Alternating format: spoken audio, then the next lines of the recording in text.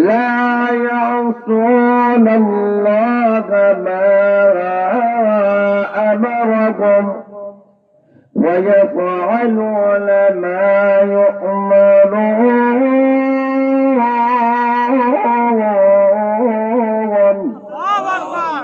আল্লাহ বলেন ফেরেশতারা তো এমন আল্লাহ যা আদেশ করেন তাই তারা পালন করে আল্লাহর আদেশকে তারা কখনো লঙ্ঘন করে না ওই ফেরেশতারা হাসরের ময়দানে প্রত্যেকটা আমলনামাগুলো আপনার সামনে পেশ করা হবে আল্লাহ বলেন কিয়ামতের দিনে আল্লাহ বলবেন গুনাহ করছস কেন নামাজ পড়ছস না কেন আল্লাহর বিধিবিধান পালন করলে না কেন তখন অস্বীকার করবে হয় না আমরা সবগুলো আল্লাহ করছি আল্লাহ সারিভাবে প্রমাণ করবেন জোরে বলেন কইভাবে সারিভাবে আল্লাহ প্রমাণ করবে এক নম্বর হলো অঙ্গ প্রত্যঙ্গের মাধ্যমে তোমার শরীর তোমার বিরুদ্ধে সাক্ষী হয়ে দাঁড়াবে জোরে বলেন আল্লাহু আকবার اليوم نختم على أفواههم وتكلمنا أيديهم وتشهد أرجلهم بما كانوا يكسبون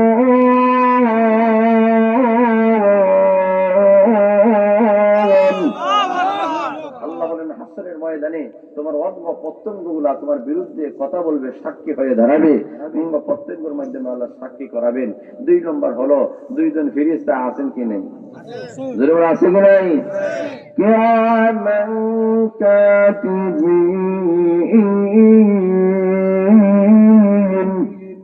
ইয়ালামুনা মা তাফআলুন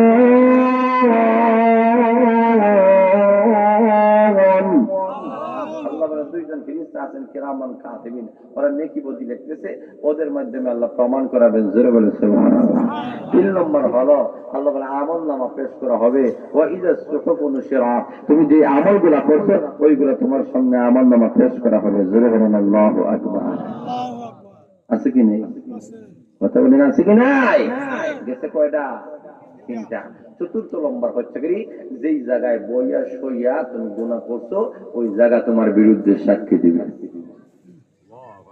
কথা বলেন ঠিক না ইয়াওমা ইযিন তুহাদ্দিসু আখবারাহা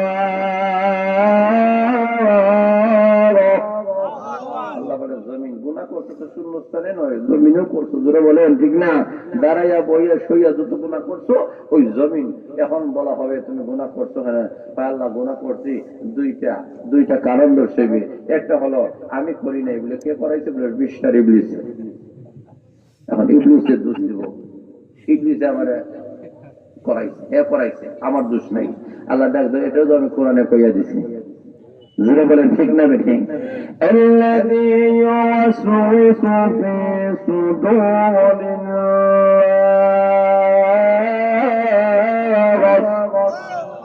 মিনাল জিন্নাতি ওয়ান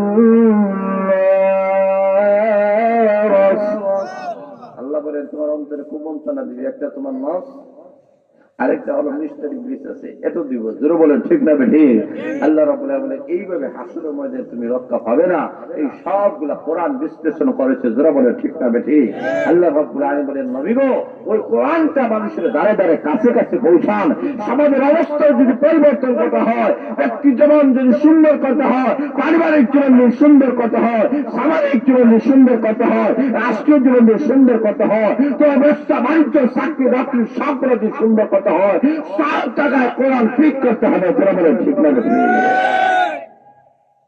এই কোরআনী মাদ্রাসা এটাই শিক্ষা দিচ্ছে যে তোমার ব্যক্তি কিভাবে তৈরি হবে কোরআনের মাধ্যমে পরিবার কিভাবে তৈরি হবে কোরআনের মাধ্যমে সমাজ কিভাবে তৈরি হবে কোরআনের মাধ্যমে রাষ্ট্র কিভাবে তৈরি হবে কোরআনের মাধ্যমে তোমার ব্যবসা কিভাবে চলবে কোরআনের মাধ্যমে তুমি চাকরি কোন কি করবে এবং করবে না এটা কোরআন ডিসিশন দেবে তোরা বলে ঠিক না ঠিক আল্লাহ বুঝাতে চায় এই কোরআন তোমাদেরকে মুক্তি দিবে এই কোরআন ধরবা এই জায়গা থেকে কোরআন ধরবা এই কোরআন তোমাকে তুলতে তুলতে সাত আসমানের উপরে তুলিয়া আল্লাহর আরশ কুরসি ভারী দেওয়াইয়া আল্লাহ তুই জান্নাতের মধ্যে ইল্লিয়িনে পৌঁছায় দিবে এই ঘোষণা আমার না কার আর জোরে বলেন ওয়াতাসিমু বিহাবলিল্লাহি জামিআ